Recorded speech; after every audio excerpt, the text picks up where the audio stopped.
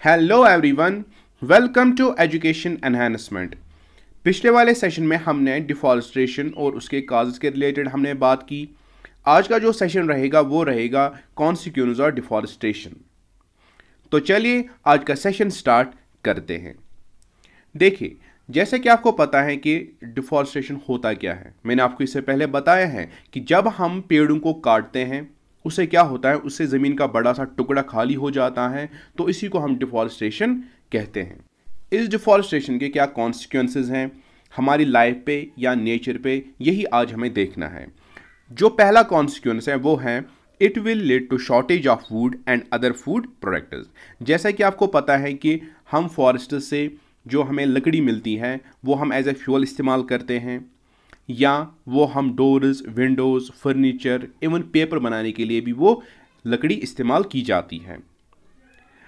लेकिन जब हमें इनकी ज़रूरत पड़ेगी आने वाले टाइम में, क्योंकि हम अभी डिफॉरेस्टेशन कर रहे हैं, जब हमें इसकी ज़रूरत पड़ेगी फिर हमें जंगल जाना है लकड़ी के लिए। जब जंगल है ही नहीं, जब वो रहे ही नहीं, तो हम लकड़ी कहाँ से लाएंगे? तो शॉर्टेज पैदा हो जाएगी और हम ये चीज़ें फिर बना नहीं पाएंगे। जो ये फॉरेस्ट है इनसे हमें काफ़ी यूजफुल प्रोडक्ट्स भी मिलते हैं, जैसे हनी है। जो मधुमक्खियाँ हैं वो अपना छत पेड़ों पे ही बनाती हैं। जब हम उन पेड़ों को ही काटेंगे तो ये अपना छत बनाएंगे कहाँ पे? तो हनी की कमी हो जाएगी। उसके बाद जो नेचुरल गम हमें मिलता है वो भी हमें पेड़ों से ही मिलता है, ये भी हमें फिर मिलेगा ही नहीं, ठीक है। या वैकस, ये हम सीलिंग के लिए इस्तेमाल करते थे, ये भी हमें नहीं मिलेगा। कैटेचू, ये हम इस्तेमाल करते हैं for the stomach problems, for various stomach problems. तो और भी बहुत सारी चीज़ें हैं जो हमें फॉरेस्ट से मिलते हैं, लेकिन अगर हम फॉरेस्ट को काटेंगे तो ये चीज़ें फिर हमें बाद में नहीं मिलेंगी। एवं मेडिसन तक हम फॉरेस्ट से ही मतलब हासिल करते हैं कुछ मेडिसन। तो जो नेक्स्ट पॉइंट है वो है it will cause an increase in temperature of earth's atmosphere leading to global warming. तो देखिए, जब हम पेड़ों को अंधाधुंध काटेंगे उससे क्या होगा, जो ज़मीन का टेम्परेचर होता है वो इंक्रीज हो जाएगा, जिससे ग्लोबल वार्मिंग हो जाएगी। इवन आज का जो हमारा ये फेज चल रहा है ये ग्लोबल वार्मिंग का ही है।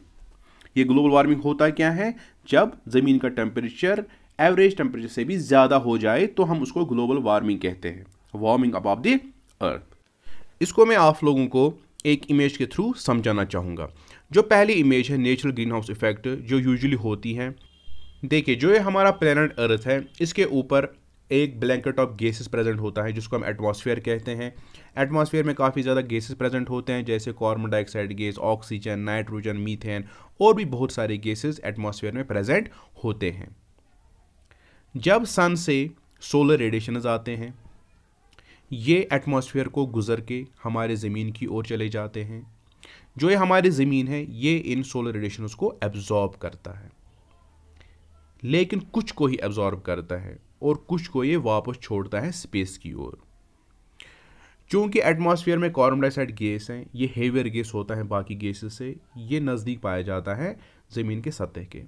ये कार्बन डाइऑक्साइड गैस क्या करता है, ये इस रेडिएटेड हीट को पकड़ता है, ठीक है, एब्जॉर्ब करता है और कुछ को वापस स्पेस में छोड़ता है। लेकिन ये कार्बन डाइऑक्साइड गैस करता क्या है, ये ज़्यादा हीट को स्पेस की ओर छोड़ता है, ठीक है, इसको जाने देता है आप जाओ। लेकिन जो हीट इसने एब्जॉर्ब की होती है ये बाद में इसको फिर ज़मीन की ओर छोड़ता है। ज़मीन क्या करता है, इस हीट को एब्जॉर्ब करता है और फिर इस हीट की वजह से ज़मीन गर्म हो जाती है। ये नॉर्मली होता है। लेकिन जब कार्बन डाइऑक्साइड की कंसंट्रेशन एटमॉस्फेयर में काफ़ी ज़्यादा हो गई, जैसे जब हम ब्रीदिंग करते हैं तो एक्सहेलेशन के दौरान कार्बन डाइऑक्साइड गैस निकलता है, वो कार्बन डाइऑक्साइड गैस फिर एटमॉस्फेयर में ही चला जाता है। या जब हम फ्यूल्स को जलाते हैं, फ्यूल से जो कार्बन डाइऑक्साइड निकलता है वो एटमॉस्फेयर में ही चला गया, या बाकी सारी चीज़ें हैं जिनसे कार्बन डाइऑक्साइड गैस निकलता है, तो कार्बन डाइऑक्साइड गैस की कंसनट्रेशन एटमॉस्फेयर में काफ़ी ज़्यादा होगी। तो जो हमारे प्लांट्स होते हैं वो इस कार्बन डाइऑक्साइड गैस को एब्जॉर्ब करते हैं, किस लिए, ताकि वो फोटोसिंथेसिस कर सके, ठीक है। जब हम प्लांट्स को काटेंगे दैट मीन्स हमने डिफॉरेस्टेशन की, तो इस कार्बन डाइऑक्साइड गैस को एब्जॉर्ब कौन करेगा, वो तो कोई नहीं करेगा। That means carbon dioxide gas atmosphere में ही रहेगा, एटमॉस्फेयर में ही इसकी कंसंट्रेशन काफ़ी ज़्यादा हो जाएगी। तो जब सोलर रेडिएशंस आएंगी ठीक है, ज़मीन इनको एब्जॉर्ब तो करेगा लेकिन कुछ को तो वापस छोड़ेगा। जब ज़मीन ने कुछ रेडिएशन उसको वापस छोड़ा, चूँकि एटमॉस्फेयर में कार्बन डाइऑक्साइड गैस ज़्यादा है, वो कार्बन डाइऑक्साइड गैस इन रेडिएटेड हीट को क्या करेगा, वो ये पकड़ेगा। जितना ज़्यादा कार्बन डाइऑक्साइड गैस उतना ज़्यादा ये हीट को एब्जॉर्ब करेगा, तो कम हीट को ये स्पेस में छोड़ेगा। ठीक है, दैट मीन जो इसने ज़्यादा हीट को एब्जॉर्ब किया तो ये इस ज़्यादा हीट को क्या करेगा, इसको वापस से ज़मीन की ओर छोड़ेगा। ज़मीन क्या करेगा, इसको एब्जॉर्ब करेगा इस हीट को, तो ज़मीन फिर से ज़्यादा गर्म हो जाएगी। इसी को हम ग्लोबल वार्मिंग कहते हैं। इस ग्लोबल वार्मिंग से क्या होगा, जो ग्लेशियर्स होते हैं वो तो पिघलेंगे, वो पानी फिर कहाँ जाएगा, वो ओशन में जाएगा, सीज में जाएगा। ठीक है, तो फिर बाद में यही फिर फ्लड्स लाएंगे। इस फ्लड से फिर कोस्टल एरियाज़ या रेजिडेंशियल एरियाज़ को काफ़ी खतरा होता है। तो चलिए अब हम इसका टेक्स्ट पढ़ते हैं। Trees use carbon dioxide gas from the atmosphere for the process of food making called photosynthesis. जो ये पेड़ होते हैं ये कार्बन डाइऑक्साइड गैस को एब्जॉर्ब करते हैं एटमॉस्फेयर से ताकि ये फोटोसिंथेसिस कर सके।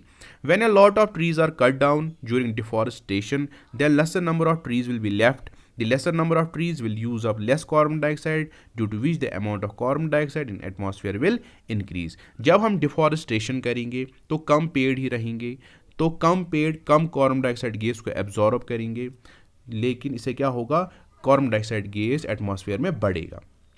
ठीक है, carbon dioxide gas trap the sun heat rays reflected by the earth. जो ये कार्बन डाइऑक्साइड गैस हैं जो सन से रेज आती हैं, ये रेज जब अर्थ रिफ्लेक्ट करेगा ये कार्बन डाइऑक्साइड गैस इन रेज को पकड़ेगा। Trapping of heat rays by carbon dioxide increases the temperature of earth's atmosphere, this will lead to global warming. जो ये heat rays carbon dioxide gas absorb करेगा या ट्रैप करेगा, इससे ज़मीन का टेम्परेचर काफ़ी ज़्यादा बढ़ेगा। इसी को हम ग्लोबल वार्मिंग कहते हैं। इसी ग्लोबल वार्मिंग से फिर ग्लेशियर्स पिघलते हैं, जिससे फिर फ्लड आने का खतरा होता है। ठीक है, after then there will be a huge loss of life and property.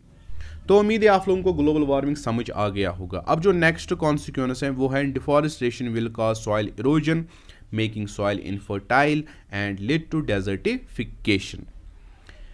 देखिए, जो टॉप सॉइल है जिसको हम ह्यूमस भी कहते हैं वो काफ़ी फर्टाइल होता है, उसमें न्यूट्रिएंट्स पाए जाते हैं। तो जो पेड़ों के रूट्स होते हैं वो इस टॉप सॉइल के पार्टिकल्स को बांध के रखते हैं। इस बांधने की वजह से जब कभी विंड आता है या जब फ्लड्स आते हैं तो ये फ्लड या ये विंड इस टॉप सॉइल के पार्टिकल्स को अपने साथ बहा के नहीं ले जा पाते। ठीक है, लेकिन जब हम फॉरेस्ट्स को काटते हैं, जब हमने डिफॉरेस्टेशन की, उससे क्या होगा, जो रूट्स ऑफ द ट्रीज होते हैं वो रहेंगे ही नहीं, क्योंकि जब पेड़ ही नहीं रहा तो रूट्स कहाँ से रहेंगे।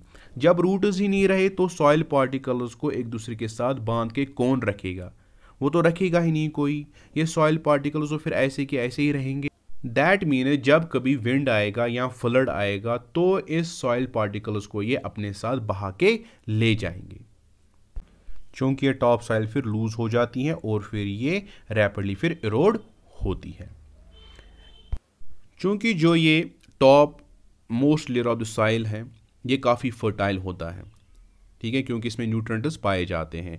जब ये top layer of the soil जब ये रिमूव होता है तो जो लोअर हार्ड और Rocky layer of the soil है वो एक्सपोज हो जाता है। क्योंकि जो ये lower layer of the soil है इसमें काफ़ी कम ह्यूमस पाया जाता है, दैट मीन्स ये कम फर्टाइल है। जो प्लांट्स होते हैं ये फिर इस लेयर में फिर ग्रो ही नहीं कर पाते, तो ये फर्टाइल लैंड फिर कन्वर्ट किस में हो जाएगी, डेजर्ट में। क्योंकि डेजर्ट क्या है, डेजर्ट एक रेगिस्तान है, वहाँ पर प्लांट्स ग्रो ही नहीं करते, वैसे ही यहाँ पर भी प्लांट ग्रो ही नहीं करेगा। तो ये प्रोसेस जिससे एक फर्टाइल लैंड कन्वर्ट होगी डेजर्ट में, इस प्रोसेस को बोला जाता है डेजर्टिफिकेशन। ठीक है, तो जो अब हमारा नेक्स्ट पॉइंट रहेगा वो रहेगा deforestation will cause frequent flooding of rivers leading to loss of life and property. देखिए क्या होता है, जब बारिश पड़ती है तो जो ये ट्रीज के रूट्स होते हैं ये हेल्प करते हैं इस बारिश को ज़मीन में जाने के लिए। ठीक है, इससे क्या होता है, इससे काफ़ी कम पानी बचता है जो फिर नदियों में चला जाता है और इससे सैलाब के चांसेस फिर कम हो जाते हैं। तो जब हम इन ट्रीज़ को काटेंगे, हम डिफॉरेस्टेशन करेंगे, तो जो ये रेन वाटर है ये सॉइल में चला ही नहीं जाएगा। तो ज़्यादा से ज़्यादा रेन वाटर ये क्या करेगा, ये फिर नदियों में चला जाएगा, रिवर्स में चला जाएगा, सी ओशंस में चला जाएगा। ये जो रिवर्स हैं, सीज़ हैं, ओशंस हैं, इनके पास अपनी एक वाटर होल्डिंग कैपेसिटी है। ठीक है, जब बारिश पड़ती है तो बारिश का पानी जब इनके पास चला जाता है तो ये बारिश के पानी को एकोमोडेट ही नहीं कर पाते हैं और फिर ओवरफ्लो हो जाते हैं, जिससे फिर फ्लड्स आ जाते हैं। और जब डिफॉरेस्टेशन हम करते हैं उससे जो ये सॉइल पार्टिकल्स होते हैं ये तो लूज़ होते हैं, तो बारिश इस सॉइल पार्टिकल्स को भी अपने साथ बहा के ले जाते हैं इन नदियों में। तो नदियों में क्या होता है, वहाँ पर सॉइल पार्टिकल्स फिर जमा हो जाते हैं और नदी का जो ये डेप्थ होता है वो भी कम हो जाता है। दैट मीन जो ये वाटर बॉडीज़ है इनकी गहराई काफ़ी कम हो जाती हैं, जिससे जो ये water holding capacity in reverse की, सीज़ की, ओशंस की होती है वो भी रिड्यूस हो जाती है। और जब काफ़ी ज़्यादा बारिश पड़ती है तो ये वाटर बॉडीज़ इस ज़्यादा पानी को फिर एकोमोडेट ही नहीं कर पाते और इससे क्या होता है, ओवरफ्लो हो जाता है और फिर फ्लड्स आ जाते हैं। ठीक है, इससे क्रॉप्स, रेजिडेंशियल एरियाज फिर डैमेज हो जाते हैं। जो हमारा फिफ्थ पॉइंट है वो है deforestation affects the water cycle leading to decrease in rainfall. The decrease in rainfall lowers the groundwater level and could cause droughts. Deforestation water cycle को अफेक्ट करता है, ग्राउंड वाटर लेवल को affect करता है और इससे फिर ड्रॉट्स आ जाते हैं। देखिए क्या होता है, जब सॉइल में वाटर प्रेजेंट होता है तो जो ये ट्रीज़ के रूट्स होते हैं ये रूट्स इस वाटर को एब्जॉर्ब करते हैं और फिर लीव्स में प्रेजेंट होते हैं छोटे से होल जिनको हम स्टोमेटा कहते हैं। इस स्टोमेटा से ये जो वाटर इसने कंडक्ट किया होता है रूट से, ये फिर रिलीज होता है इन्हीं स्टोमेटा से into atmosphere in the form of vapours. इस प्रोसेस को हम ट्रांसपायरेशन कहते हैं। ये जो वाटर वेपर हैं ये एटमॉस्फेयर में फिर कंडेंस होते हैं और फिर ये वापस से कन्वर्ट हो जाते हैं वाटर में और फिर ये ज़मीन पे रेनफॉल की शक्ल में गिर जाते हैं। ठीक है, इसका मतलब ये हो गया कि जब ट्रांसपायरेशन होती है, ट्रांसपायरेशन की वजह से ही रेनफॉल भी होता है। ठीक है, it is one of the cause of rainfall. ठीक है, यूजुअली जैसे हमें पता है कि वाटर बॉडी जब गर्म होते हैं फिर वो वाटर वेपर्स में कन्वर्ट हो जाते हैं, वाटर वेपर्स फिर वापस से फिर कंडेंस होकर रेनफॉल की शक्ल में गिर जाते हैं। ये यूजुअली होता है, लेकिन ट्रीज़ का भी रेनफॉल में काफ़ी बड़ा हाथ है। तो जब हम डिफॉरेस्टेशन करेंगे ट्रांसपायरेशन ही नहीं होगा, उससे रेनफॉल भी कम हो जाएगा। और जब कभी भी रेनफॉल होगा उससे क्या होगा कि जो पेड़ के रूट्स हुआ करते थे जो इस रेनफॉल को ग्राउंड में जाने के लिए मदद करते थे वो रूट्स होंगे ही नहीं। ठीक है, ये रेन वाटर फिर चला जाएगा रिवर्स में, इससे ज़मीन में ड्राइनेस पैदा हो जाएगी और फिर यही वजह बनते हैं फिर ड्रॉट्स के। तो जो हमारा अब सिक्स्थ पॉइंट है वो है deforestation leads to extinction of many wild animals and plants. क्योंकि आपको पता है कि जो हमारे ये फॉरेस्ट्स हैं ये नेचुरल हैबिटेट हैं बहुत सारे एनिमल्स, बर्ड्स और प्लांट्स के। ठीक है, जब हम इन फॉरेस्ट को काटेंगे, इन जंगलों को काटेंगे, इन पेड़ों को काटेंगे तो हम इनके घर को तबाह कर रहे हैं। ठीक है, हम इनके घरों को डिस्ट्रॉय करते हैं।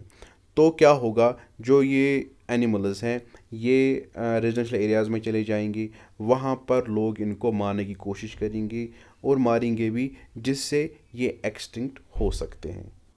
या in the absence of forests जो ये एनिमल्स हैं या बर्ड्स हैं इनको फूड ही नहीं मिलेगा और हंगर की वजह से ये फिर मर जाएंगे। ठीक है, तो ऐसे हैबिटेट डिस्ट्रक्शन की वजह से जो ये हमारे वाइल्ड एनिमल्स हैं, प्लांट्स हैं, ये एक्सटिंक्ट हो सकते हैं। तो चलिए आज का सेशन यहीं तक था। उम्मीद है आप लोगों को डिफॉरेस्टेशन के काजेज़, कॉन्सिक्वेंस अच्छे से समझ आ गए होंगे। तो मिलते हैं नेक्स्ट सेशन में। Till then take care.